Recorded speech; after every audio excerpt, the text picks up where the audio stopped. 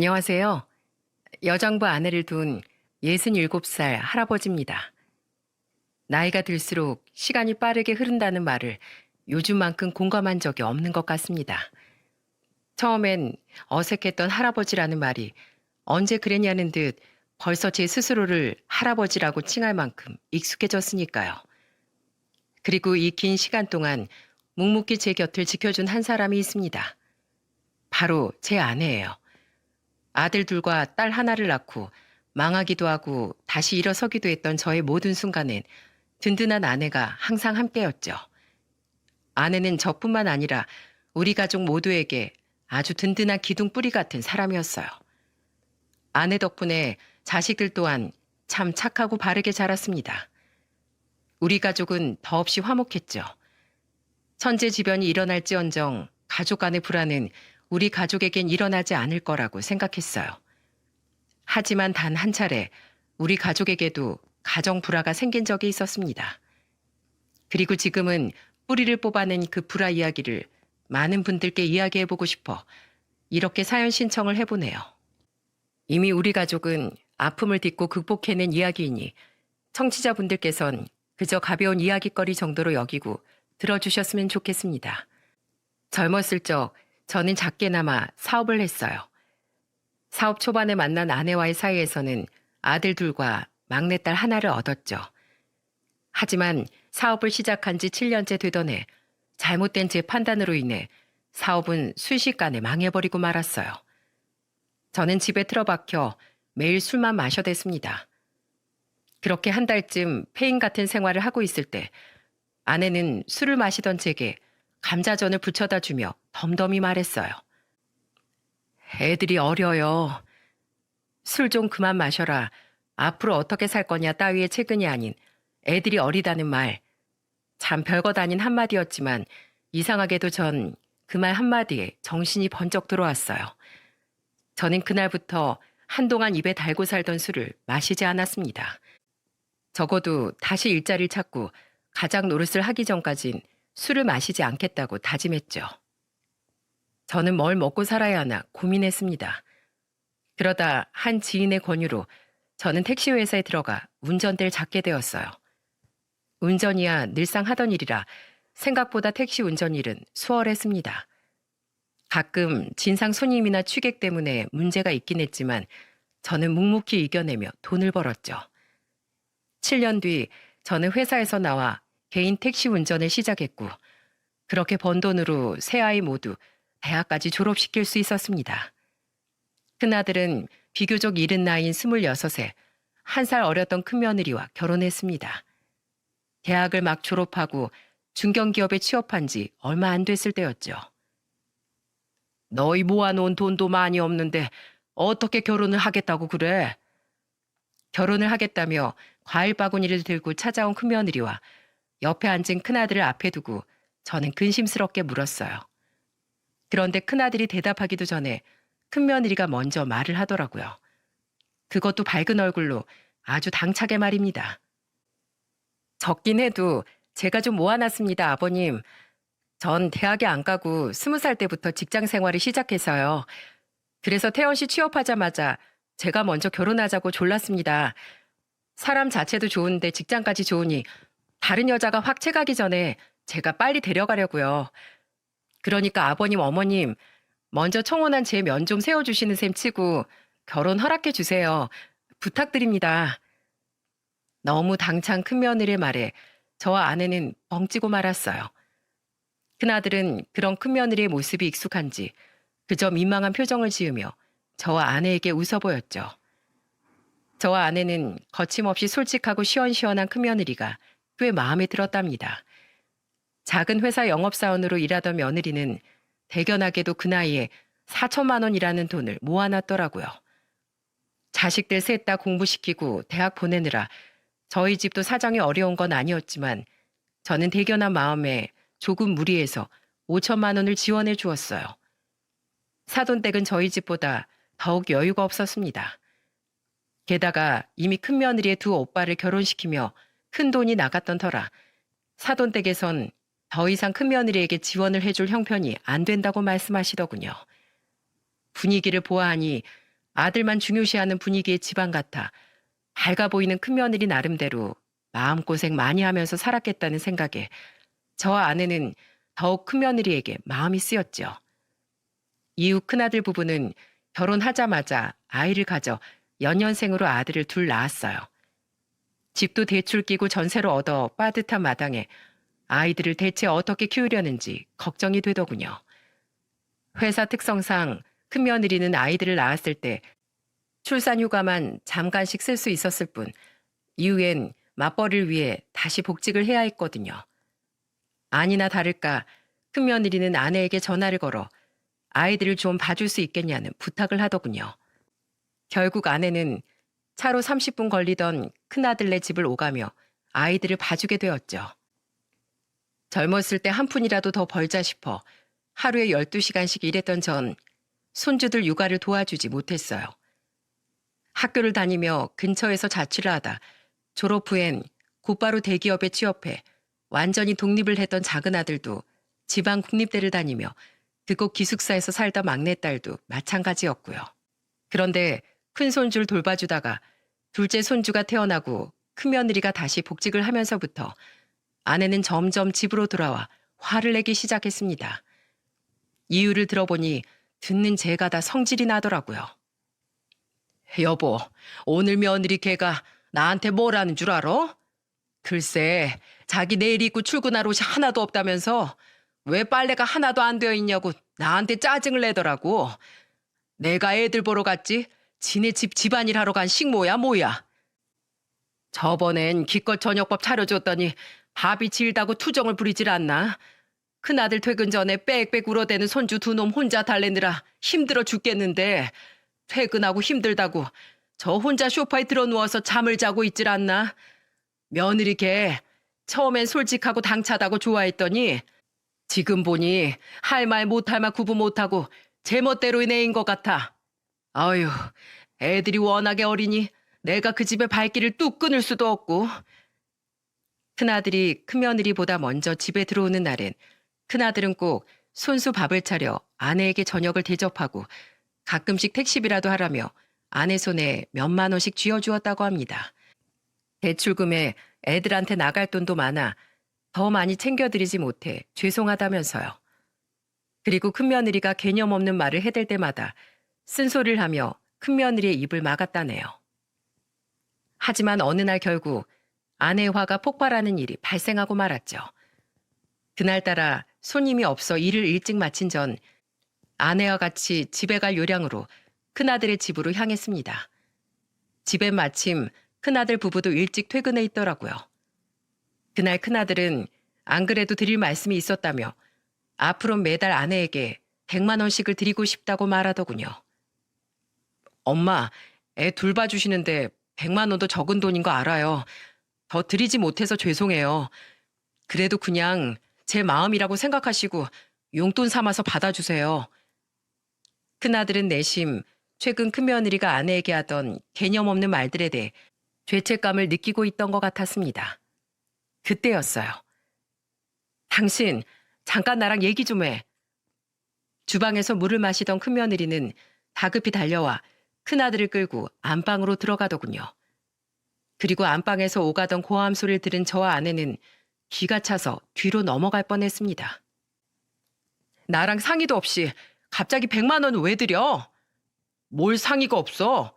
당신 우리 엄마한테 개념 없이 행동하는 거 죄송해서라도 다달이 엄마한테 돈 드려야겠다고 얘기했잖아. 그래봤자 20만 원 정도인 줄 알았지. 그리고 내가 어머님한테 못할 말 했어? 왜 이렇게 유난이야? 어차피 집에서 쉬엄쉬엄 애들 보실 때 집안일도 좀 해주시면 좋잖아. 당신도 편하고 나도 편하고. 요즘 세상에 100만 원이 얼마나 큰 돈인데 고작 손주들 좀 봐준다고 그 금액을 줘? 당신 돈이 썩어나? 손주 얼굴 한 번이라도 더 보고 싶어서 난린 조부모들이 얼마나 많은데. 우린 매일같이 애들 보여드리고 있으니까 오히려 우리가 돈을 받아야 하는 거 아니야? 그리고 애 봐주기 싫으면 자기 자식들이 맞벌이 안 해도 되게 그만한 돈을 지원해 주던가 해야지. 그 돈 못 대주면 아무 소리 말고 자식 부부 맞벌이 할 수 있게 손주 봐주는 거 당연한 거 아니야? 내 말이 틀려? 듣자 하니 큰며느리의 말은 걸을 거 하나 없이 너무 되바라졌더군요. 너무 화가 난 제가 벌떡 일어나려는데 옆에서 손주들을 보고 있던 아내가 저보다 더 빨랐습니다. 아내는 안고 있던 둘째 손주를 제게 넘기더니 안방문을 벌컥 열고 들어가 냅다 호통을 쳤어요. 예, 애미 너 지금 뭐라고 했니? 뭐가 당연하다고? 내가 너한테 손주 좀 낳아달라고 애원이라도 했니? 내가 너희 한 푼이라도 빨리 모으라고 도와주고 싶어서 온 거지. 무슨 소풍 오는 마음으로 오는 줄 알아? 며느리한테 식모 취급 받아가면서? 네가 나한테 고생했다는 말을 한 번 해봤니? 어깨라도 한번 주물러줬어? 난 기분 나빠서 더 이상 너희 애들 못 봐준다. 어린이집에 보내든 한 놈이 직장을 그만두든 너희 알아서 해. 어머니, 잠시만요. 제 얘기 좀 들어보세요. 고개 숙인 큰아들과 다급히 아내를 붙잡으려는 큰며느리를 뒤로하고 아내는 집을 나가버렸습니다. 저는 그런 아내를 따라 나가며 큰아들을 향해 한마디 했죠. 마누라 교육 똑바로 안 시킬래? 어디 마누라 간수 하나 똑바로 못해서 고생하는 제 엄마가 저런 소리를 듣게 만들어. 죄송해요, 아버지. 큰아들은 고개를 떨구고 제 눈을 마주치지 못했습니다. 다음날 큰아들은 아침 일찍 아내에게 전화를 걸어 이렇게 말하더군요. 죄송해요, 엄마. 이제 앞으로는 저희 애들은 저희가 알아서 돌볼게요. 저도 너무 안일한 마음으로 엄마에게 부탁을 드렸던 것 같아요. 우선 애들은 집사람한테 맡겨두고 나와버렸어요. 자기도 출근해야 된다고 징징거리길래 네가 벌인 일은 네가 알아서 해결하라고 말했네요. 성격이 이상해진 건지 그게 본 모습인 건지 모르겠지만 이참에 애들 엄마 그 잘못된 정신머리 좀 뜯어 고쳐놔야겠어요.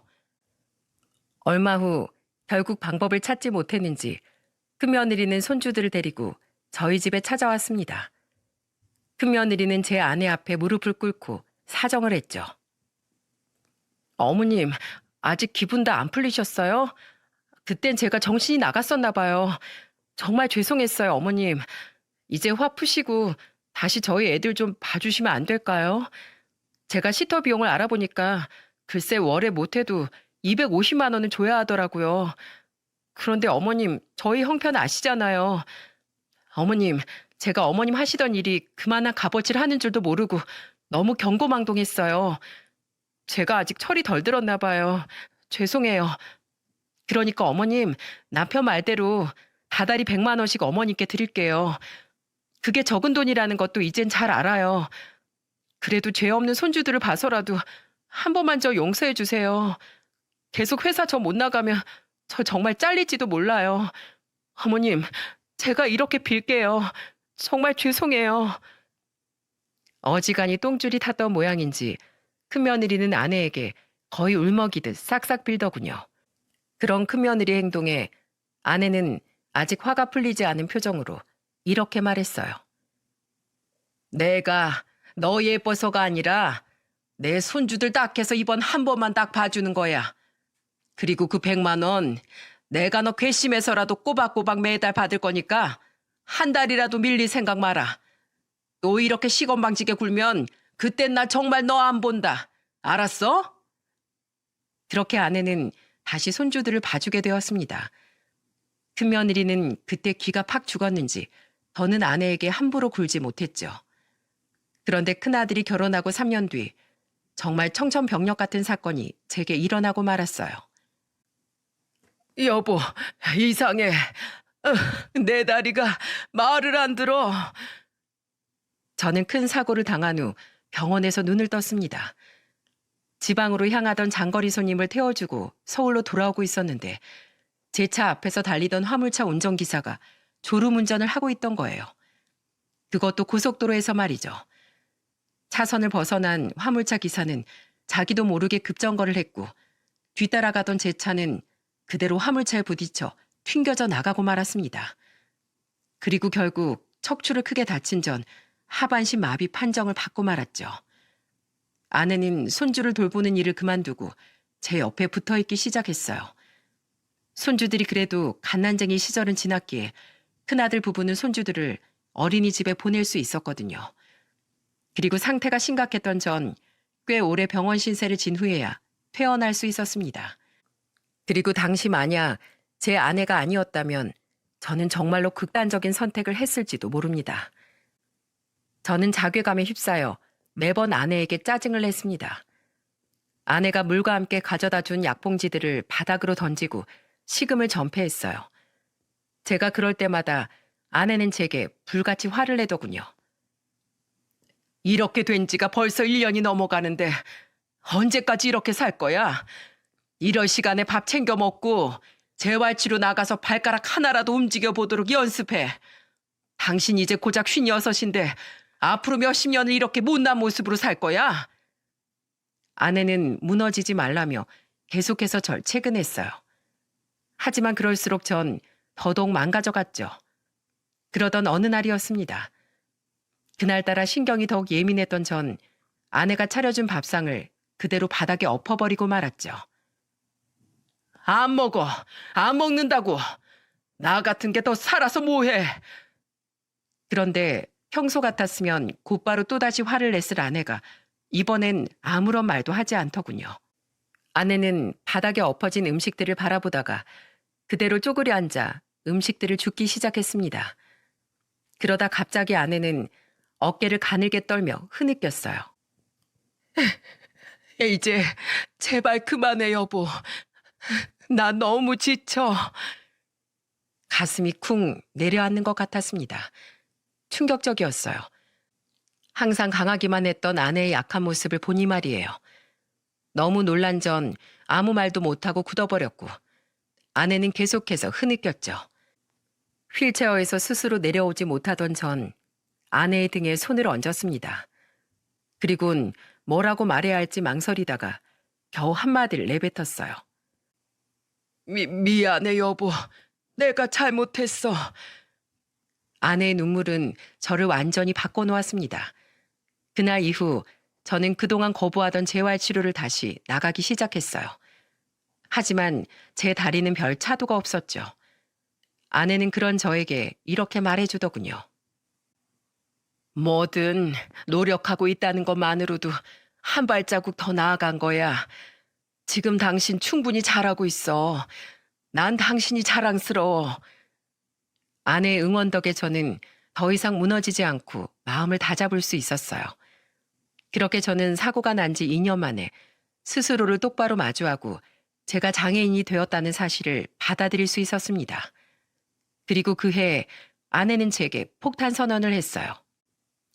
여보, 나 당신처럼 택시 운전 한번 해보려고. 뭐? 당신이? 이미 법인 택시 회사에 면접도 보고 왔어. 왜? 나라고 뭐 못할 것 같아? 나도 운전면허 있어. 여태 당신이 나랑 자식들 먹여 살리느라 고생했잖아. 그거 이제 내가 할게. 내가 이제부터 당신 책임질 테니까 당신은 나만 믿어. 알았지? 처음부터 쉬운 일은 없다고 아내는 한동안 많은 고생을 했습니다. 길을 잘못 들어 손님에게 욕을 바가지로 먹기도 했고 취객 때문에 경찰서를 들락거리고 가끔씩 접촉사고를 내기도 했죠. 그럴 때마다 아내는 집에 들어와 대차게 욕을 한 바가지 쏟아냈어요. 그리곤 속이 시원하다며 다음 날이면 아무 일도 없었다는 듯 씩씩한 얼굴로 제게 출근 인사를 건네더군요.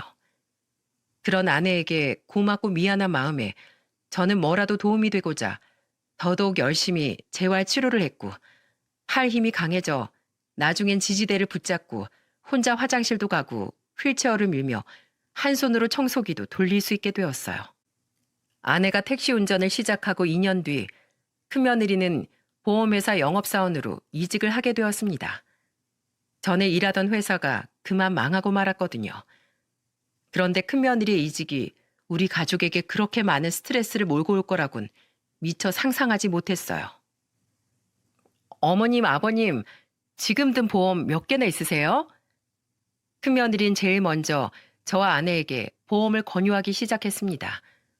그동안 제 병원비 때문에 사정이 더욱 안 좋아져 우리는 큰며느리의 부탁을 거절하려 했지만 큰며느리는 막무가내로 우리에게 사정을 하더군요. 저 입사 초반이라 아직 실적 쌓으려면 한참 멀었단 말이에요. 저희 부모님이랑 오빠들은 절대 싫다고 제 말은 들어주지도 않아요. 제발 며느리 살려주신다고 생각하고 한 번만 도와주세요. 네? 제발요. 저와 아내는 하는 수 없이 큰며느리를 통해 암보험과 연금보험 등 각각 30만 원어치의 보험을 들었습니다. 어찌됐든 잘 살아보겠다고 노력하는 큰며느리 한번 도와주자 싶었거든요. 사실 큰며느리는 각각 50만 원어치는 들어야 한다고 우릴 닥달했는데 그 정도까진 우리 형편엔 도저히 어렵더라고요. 그런데 문제는 저희 막내딸이었습니다. 졸업한 대학이 있던 지방의 중소기업에서 일을 하고 있던 막내딸은 저와 아내를 보러 서울로 올라온 어느 날 조심스럽게 말을 꺼냈어요. 저 엄마, 나 얼마 전에 새언니가 보험 좀 들어달라고 지방까지 찾아와서 부탁하길래 하는 수 없이 들어줬거든? 해약해도 원금 보장이 된다고 해서 100만 원짜리 변액보험을 들었는데 엄마도 알잖아. 내 월급 200만 원대 초반인 거. 월세 내면서 그 돈 감당하기가 너무 힘들어서 그냥 해약하려고 했는데 그게 5년이 지나야지만 원금 보장이 된대. 나 계속 이 돈 내기가 너무 힘들 것 같은데 어떻게 해야 하지? 아내는 잔뜩 화가 나 당장의 큰며느리를 집으로 호출했습니다. 그런데 큰며느리는 오히려 뻔뻔하게 나오더라고요. 예, 너 수진이한테 터무니없는 보험 들게 했다며? 그것도 5년 뒤부터 해약해도 원금 보장된다는 말을 쏙 빼놓고 개사정 뻔히 알면서 어쩜 그렇게 가족 등쳐먹을 생각을 하니? 네? 아가씨 몰랐어요? 전 당연히 아시는 줄 알았죠. 네가 말을 안 해줬는데 얘가 어떻게 알아? 가족끼리니까 어련히 좋은 걸로 추천해 줬겠지 하고 이 착해 빠진 수진이가 아무런 의심도 안 했단다. 잔말 말고 이거 어떻게 할 거야? 원금 다 보장받을 방법 없어? 없으면 내가 다 날리게 생긴 몇 달치 보험금 수진이한테라도 줘서라도 해약시킬 거야. 지금 얘 친구도 못 만나고 식비까지 아껴가면서 겨우겨우 생활한단다.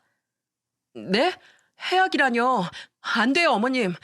저 이미 성과급 다 받았는데 그거 해약하면 저 돈 한수 당해요. 아가씨, 어떻게 4년 반만 좀 버텨보세요. 네? 가족 좋다는 게 뭐예요? 너 정말 왜 이렇게 뻔뻔하니? 네 성과금을 어떻게 가족 등쳐먹은 돈으로 채워? 저번엔 둘째가 보험 못 들어준다니까 회사 앞에까지 찾아가서 난리 법석을 피웠다더니 너 하나 때문에 가족들이 온갖 피해란 피해는 다 보고 이게 뭐야 지금? 아내의 언성이 점차 높아지자 막내딸은 아내를 말렸습니다. 그리고 그 착한 막내딸은 결국 이렇게 말하더군요. 엄마 그만해. 그냥 그 보험금 내가 계속 낼게. 까짓 거 5년짜리 적금 빡세게 들었다고 생각하지 뭐. 결국 막내딸은 5년 동안 팔자에도 없는 고액 적금을 들며 고생을 해야만 했습니다. 저와 아내는 그런 막내딸이 안쓰러워 생활비를 아껴 한 달에 단돈 몇만 원씩이라도 막내딸에게 보내주었죠. 한바탕 난리가 지나간 뒤 작은 아들은 결혼을 했습니다. 작은 아들은 여전히 대기업에 다니고 있었고 작은 며느리 또한 유명한 백화점에서 관리직으로 일을 하고 있었어요. 그런데 항상 분란을 만들던 큰며느리는 이제는 작은 며느리에게 시비까지 걸고 다니더군요. 동서, 월급 얼마나 받아? 저요? 한 400 조금 넘게 받는 것 같아요. 에게, 그럼 내가 더 많네.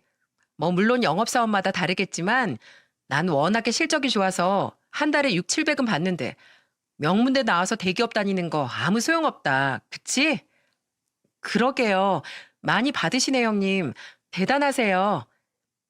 옆에서 듣고 있자니 기가 찼습니다.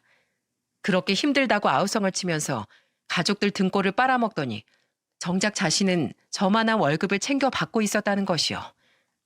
이외에도 큰며느리는 자꾸만 작은 며느리에게 자격지심을 부렸습니다.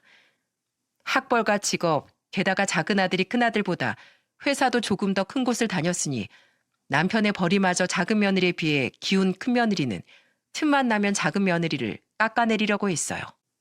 작은 며느리가 우리 주겠다고 사온 백화점 물건을 보고 재고 처리하는 떨이를 사온 거 아니냐며 괜히 시비를 걸기도 했고 성형한 거 아니냐며 작은 며느리의 코를 덥석 잡고 흔들다 아내에게 등짝을 맞기도 했죠. 정말 제 며느리지만 사람이 참 못났다는 생각이 머릿속에 드는 건 어쩔 수 없더라고요. 그래도 작은 며느리는 조용히 웃으며 큰 며느리에게 져줬습니다. 그런데 나중에 작은 아들에게 들어보니 작은 며느리 또한 원래는 한 성격 한다더군요. 그냥 집안에 분란 일으키기도 싫고 엄마 아빠 앞에서 괜히 싸우는 모습 보이고 싶지도 않아서 참은 거래. 작은 며느리는 큰 며느리와 달리 참 속이 깊은 아이였어요. 하지만 징한 큰 며느리는 결국 그 착한 작은 며느리의 인내심을 폭발시키고 말았죠. 어느 날 아내는 또 작은 며느리에게 시비를 걸고 있는 큰 며느리를 발견하곤 큰 며느리를 꾸짖더군요. 넌 왜 맨날 작은 애를 못 괴롭혀서 안달이야? 왜 그렇게 심보를 못 되겠어? 어머님은 왜 맨날 동서만 예뻐하세요?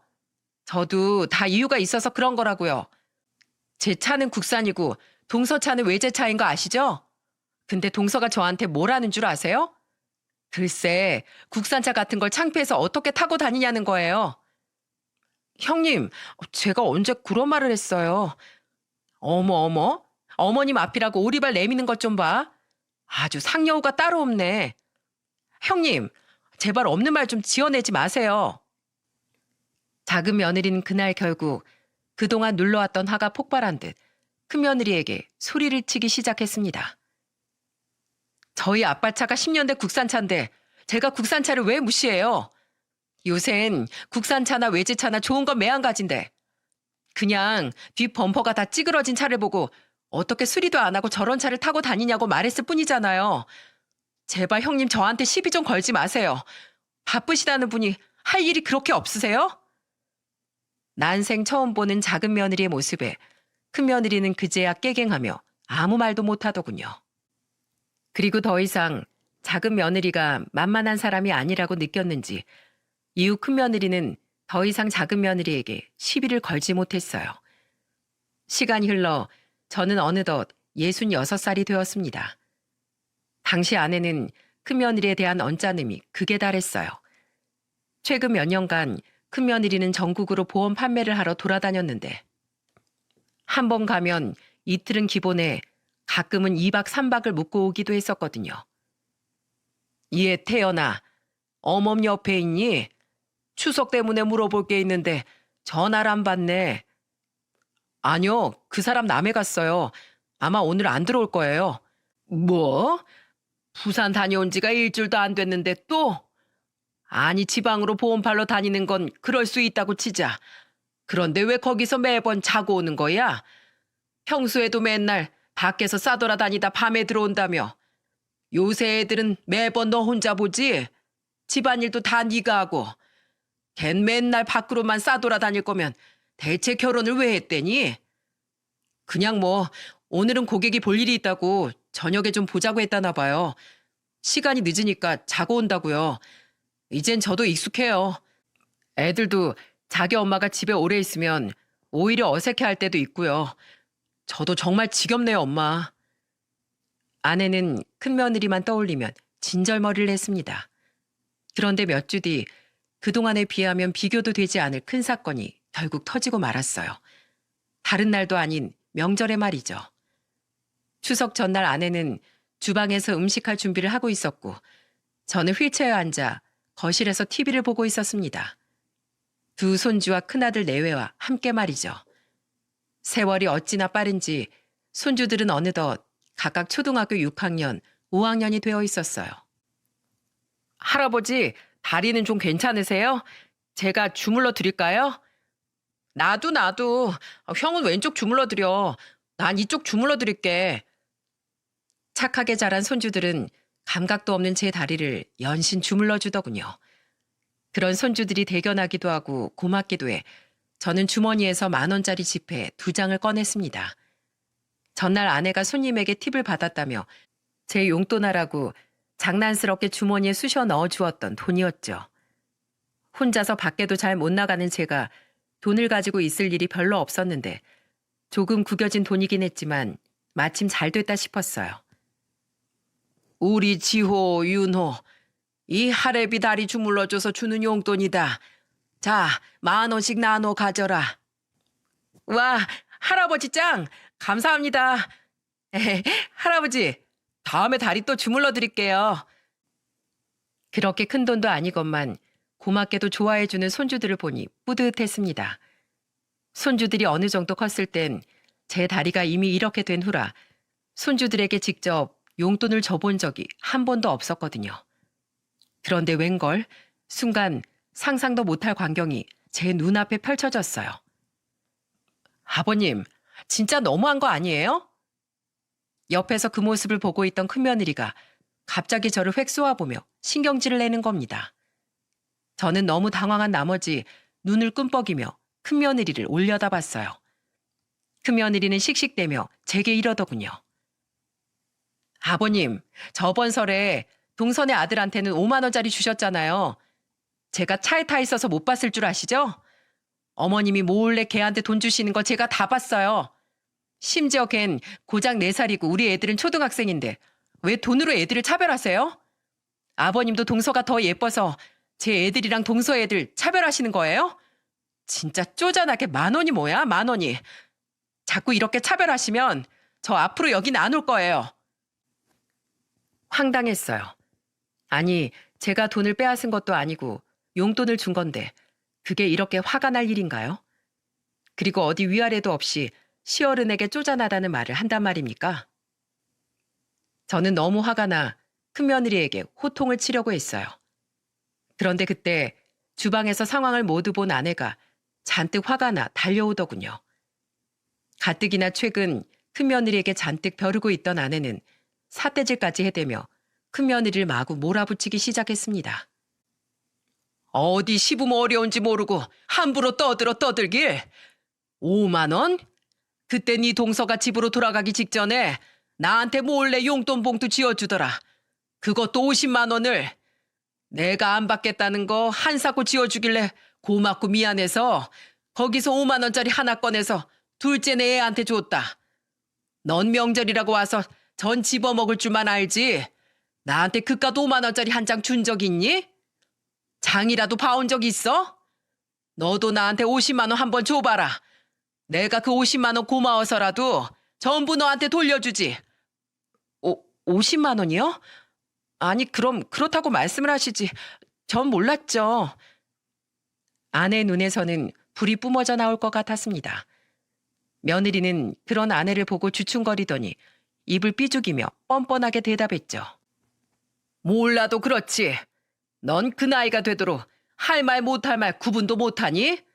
어디 시아버지한테 감히 그따위 말을 해? 안 그래도 내가 너 벼르고 있었는데 잘 됐다. 너 요새 대체 뭐하고 싸돌아 다니는 거야? 왜 툭하면 밖에서 자고 오는 거냐고. 너 애 엄마 아니니? 남편 없어? 집안일엔 관심도 없어. 애들도 안 돌봐. 대체 네가 하는 일이 뭐야? 얘 지호야, 네 엄마 일주일에 며칠이나 집에 있니?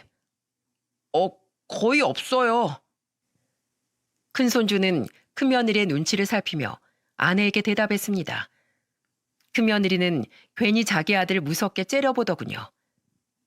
거 봐라. 애들도 이제 네가 집에 있는 걸 더 이상해 한단다. 이게 어디 정상이니? 그럴 거면 너 그냥 이혼해. 나도 더 너는 안 보고 싶다. 아내는 분을 이기지 못하고 숨을 크게 헐떡였어요. 마침 아들을 데리고 저희 집에 도착한 작은 아들 부부는 험악한 분위기에 무슨 일인가 싶어 조용히 눈치만 보고 있더군요. 그런데 큰며느리는 아내에게 차마 할 말이 없었는지 애꿎은 둘째 며느리에게 돌연 시비를 걸더라고요. 왜 이렇게 늦어? 손윗사람인 우리가 먼저 도착해서 동서네를 기다려야겠어? 그래가지고 사회생활은 어떻게 해? 형수님, 한동안 잠잠하시더니 왜 또 이 사람한테 시비세요? 일이 있어서 조금 늦는다고 어제 전화 드렸잖아요. 제 형수를 끔찍이 싫어하던 작은 아들은 작은 며느리 대신에 화를 내더군요. 그때였어요. 갑자기 일어난 다음 상황에 우리 가족은 한 사람도 빠짐없이 그 자리에 얼어붙고 말았습니다. 얘들아, 사촌 동생 데리고 잠깐 방에 들어가 있어. 그 소란을 처음부터 끝까지 조용히 보고만 있던 큰아들이 애들 셋을 모두 방으로 들여보내더군요. 그리고 방문이 닫히는 걸 확인하자마자 큰아들은 갑자기 큰며느리의 뺨을 냅다 후려쳐버렸어요. 아! 당신 지금 나 때린 거야? 왜 때려? 왜 때리냐고! 큰며느리는 뺨을 부여잡고 큰아들에게 소리를 질렀습니다. 하지만 큰아들은 눈 하나 깜짝하지 않았고 큰며느리를 노려보며 충격적인 이야기를 내뱉기 시작했죠. 그 말을 듣고 있던 저와 가족들 모두 점점 벌어지는 입을 다물지 못했어요. 정말 지긋지긋하다, 너란 인간. 잔말 말고 우리 이혼해. 난 너 같은 여자랑 더는 못 살아. 안 그래도 이혼하려고 변호사 알아보고 있었는데 네가 죽을 자리를 아주 찾아서 들어오는구나. 당신 친구 재경 씨 알지? 그 사람이 얼마 전에 나한테 전화해서 다 까발려줬어. 당신 실체. 저번에 남해 간 거 재경 씨랑 간 거라면서. 그것도 남자들이랑 2대2로 같이. 당신 친구는 아직 결혼 안 했다 쳐. 근데 당신 유부녀 아니야? 뭐? 고갱 일이 저녁에 끝나? 사람을 우습게 만들어도 유분수지. 걔가 왜 당신한테 그 얘기를 했지? 당신이 500만 원 빌려가 놓고 갚으라고 하니까 잠수 탔다면서. 재경 씨가 열받아서 어떻게든 당신 엿먹이겠다고 나한테 전화해서 다 얘기해 주더라. 진짜 동네 창피해서 내가 살 수가 없다. 그것 때문에 놀라서 당신 뒤 좀 해보니까 당신 여태 친구들 그리고 남자들이랑도 무지하게 놀러 다녔더라. 남자 만나느라 남편한텐 순 거짓말만 하고 다니고 자식들도 팽개쳐두는 여자랑 나 더는 못 살아. 앞으로 여기 안 오겠다고? 잘 됐네. 제발 오지 마. 변호사 통해서 소장 보낼 테니까 그렇게 알아. 알았어? 큰아들은 거의 울분에 차서 말을 토해내더군요. 그리고 큰아들의 말을 전부 들은 아내 또한 화가 나서 얼굴이 벌개져 큰며느리에게 소리쳤죠. 그냥 놀러 다닌 것도 아니고 남자를 만나고 다녔다고? 너 정말 미쳤니? 오해해요, 어머님. 남해 간 것도 친구 아는 오빠들이 그냥 같이 놀기만 해주면 200만 원짜리 보험 들어준다고 해서 그래서 간 거예요. 당신도 알지? 재경이가 다 얘기했다며. 나 정말 방도 따로 잡고 놀기만 했어. 나 일하러 간 거 맞다니까? 그거나 거짓말한 건 매한가지지. 그래, 거짓말하고 친구들이랑 놀러 다니는 건 그렇다 쳐. 그럼 다른 남자들이랑도 보험 팔려고 놀았어? 설사 그랬다 한들 그게 정상이야? 가정 있는 여자가? 넌 정상적인 방법으론 일을 할 줄 몰라? 말 같은 소리를 해야지. 오늘부터 당신 내 가족 아니야. 다 끝이라고. 여보, 잘못했어. 어머님, 아버님 잘못했어요. 제가 처음부터 거짓말하려고 그런 게 아니라 그냥 한번 거짓말을 하다 보니까 그리고 실적 욕심이 나서 그랬어요. 큰며느린 그제야 사태의 심각성을 느꼈는지 엉엉 울며 빌기 시작했습니다. 안 나가겠다며 끝까지 버티던 큰며느리는 결국 큰아들의 손에 의해 집 밖으로 끌려 나가고 말았어요. 큰며느리 하나로 인해 우리 집안은 모두 초토화가 되어버렸죠. 결국 그의 추석은 제사도 지내지 않고 조용히 지나갔습니다. 차라리 그땐 막내딸이 일 때문에 내려오지 못한 게 다행이었죠. 큰아들은 손주들을 데리고 저희 집으로 들어왔고 이후엔 변호사를 통해 정말로 이혼 소송을 시작했어요. 큰며느리는 하루가 멀다 하고 저희 집에 찾아왔지만 아내와 큰아들은 문도 열어주지 않았습니다. 그러자 큰며느리는 문 앞에서 큰 소리로 애원을 하더라고요. 여보, 나랑 정말 이혼할 거야? 내가 잘못했어. 정말 미안해. 여보, 나 보험사 그만두고 앞으로 집에서 애들만 볼게. 밖에 나갈 때도 당신이 허락해 줄 때만 나갈게. 여보, 제발 나 버리지 마. 하지만 큰아들은 흔들리지 않았고 경찰을 불러 큰며느리를 쫓아냈습니다. 사건이 있던 날 방 안에서 모든 내용을 다 듣고 있었던 손주들도 자기 엄마에게 엄청난 배신감을 느꼈는지 눈물 한 방울 흘리지 않더군요.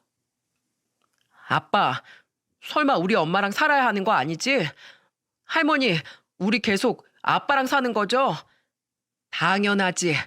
어디 저런 싹수 노란 여편네한테 귀한 내 손주들을 맡겨? 태연아, 잘 쫓아버렸다. 지금 우는 거 저거 분명 악어의 눈물일 게다. 내가 쟤한테 어디 한두 번 속니? 결국 큰아들은 몇 달에 걸려 소송에서 이겼고 손주들의 강력한 의견 어필에 양육권 또한 큰아들이 가져올 수 있었어요. 게다가 큰며느리의 유책 사유가 너무도 컸기에 큰아들은 원래 살던 전셋집을 비롯해 가져올 수 있을 만큼의 최대한의 재산을 분할받을 수 있었죠. 당장 푼돈만 가지고 쫓겨나게 생긴 큰며느리는 지푸라기라도 붙잡고 싶은 마음이었는지 아내에게 전화를 걸어 사정사정을 하더라고요. 어머님, 제발 애들 아빠 마음 좀 돌려주세요. 애들한테는 그래도 엄마가 있어야 하잖아요. 친정 부모님 저한테 잔뜩 화가 나서 친정에 들어올 생각은 꿈에도 하지 말래요. 어머님, 친정 식구들은 원래 저한테 관심 없는 거 아시죠? 제발 어머님마저 저 버리지 말아주세요. 아내가 스피커폰으로 통화를 했던지라 저 또한 통화 내용을 모두 들을 수 있었습니다. 그리고 아내는 그런 큰며느리에게 딱 한마디를 남겼죠. 우리가 널 버린 게 아니다. 네가 먼저 우릴 배신한 거지. 널 엄마라고 불러야 하는 이 애들을 위해서라도 제발 착실하게 살아. 내가 너한테 해줄 수 있는 말은 이 말밖에 없다. 아내의 말을 들은 큰며느리는 마침내 자포자기했는지 조용히 흐느끼며 전화를 끊더군요. 그게 큰며느리와의 마지막이었습니다. 그렇게 저희 가족은 10여 년간 우리 집안을 휩쓸던 분란의 뿌리를 영원히 떼어놓을 수 있었어요. 그렇게 소란스럽던 작년 추석 이후 벌써 1년이 흘렀습니다. 요즘 저희 집 분위기는 새삼 많이 달라졌어요. 할아버지, 학교 다녀왔습니다. 아, 형, 나도 교복 입고 싶다. 난 언제 중학생 돼? 너도 내년이면 중학교 가잖아. 할아버지, 저 오다가 용돈으로 치킨 사왔어요. 할아버지랑 먹으려고요. 우와, 형, 한 마리야? 그럼 이번엔 내가 닭다리 먹으면 안 돼? 안 돼. 할아버지 다리 건강해지셔야 하니까 하나는 할아버지 거야. 남은 하나는 남겨놨다가 할머니 드릴 거고. 항상 아내가 일을 나가면 정막만 흐르던 이 집은 이젠 손주들의 소란스러운 목소리로 가득 차게 되었답니다. 게다가 두 놈 다 자기 아빠를 닮아서 어찌나 착한지 저와 아내를 그렇게 챙기곤 해요. 덕분에 요새 저는 두 다리를 잃은 후 가장 많이 웃고 가장 많이 행복해하는 중이랍니다. 행복이 넘치자 그게 에너지라도 됐는지 저는 최근 기적처럼 두 다리로 일어서는데 성공했어요. 비록 지지대 의지에 부들대다 3초 만에 다시 주저앉긴 했지만 이 정도면 장족의 발전이라며 병원에선 제게 박수까지 쳐주더군요. 그동안의 노력이 드디어 빛을 발한 거라면서요. 큰아들은 최근 승진을 했습니다. 때문에 일 또한 더욱 바빠져 저와 아내에게 미안해하곤 합니다. 손주들을 맡겨놓고 자신이 챙기지 못한다면서요. 아내는 그런 큰아들에게 웃으며 말했죠. 네 밥이나 잘 챙겨 먹고 다녀. 애들이 얼마나 의젓한지 우리가 챙겨줘도 모자를 파네. 저번엔 김치볶음밥까지 해서 우리한테 주더라. 자기들도 다 컸으니까 이젠 자기들이 우리를 보살피겠다나 뭐라나. 나랑 네 아빠 요새 손주들 보는 낙으로 산다. 아내는 얼마 전 드디어 개인 택시 기사 자격을 취득해 개인 택시 운전을 시작했습니다. 그때 아주 깜짝 놀랄 만한 일이 있었어요. 짠! 우리 여사님 개인 택시 기사가 되신 걸 축하드립니다. 바로 큰아들과 작은아들 부부 그리고 막내딸까지 돈을 보태 아내에게 택시 운행을 할 차를 선물한 겁니다. 저는 그날 아주 오랜만에 아내의 눈물을 보았어요. 아내는 새 차를 손으로 쓸어보더니 한동안 눈물을 멈추지 못했죠. 저 또한 아내의 그간의 고생과 지난날 제 택시를 처음 사던 순간이 잠시 생각나 함께 눈물을 흘렸습니다. 작은 며느리는 얼마 전 둘째를 임신했어요. 한동안 아기 소식이 없어 포기하고 있던 차에 들어선 아이라 작은 아들 내외가 정말 얼마나 좋아했는지 모릅니다. 아내는 벌써부터 들떠 작은 아들 내외에게 유아용 카시트를 선물했어요. 그렇게 작은 아들과 작은 며느리는 3명이 아닌 4명의 식구가 될 준비를 하고 있죠. 제게 단 한 가지 바람이 있다면 37이 되도록 아직까지 결혼하지 않은 제 막내딸이 좋은 남자를 만나 결혼하는 거예요. 도대체 이 착한 딸을 누가 데려가려고 이렇게 뜸을 들이나 싶어 요즘 조금 애가 타기도 하죠. 그런 제 말에 아내는 이렇게 말한답니다. 요새는 결혼 안 해도 다들 행복하게 잘 살아. 우리 태연이 봐. 괜히 일찌감치 결혼했다가 지금 된통 당하고 다시 혼자로 돌아왔잖아. 물론 손주들이 태어난 건 기쁜 일이지만 말이야. 그러니까 수진이한테 결혼하라 마라 아무 소리 말어. 알았지? 그렇게 우리 가족은 지난날 받은 충격과 아픔을 떨쳐버리고 다시 힘차게 앞으로 나아가고 있습니다. 여러분, 비록 다른 사연들처럼 큰 감동은 없어도 제 사연이 여러분께 아주 소소한 재미라도 드렸을까요? 그랬으면 좋겠습니다. 휠체어에 앉아 매일 TV만 보고 있던 제게 컴퓨터 앞에 앉아 이렇게 긴 사연을 써내려가는 일은 무척이나 즐거운 일이었거든요.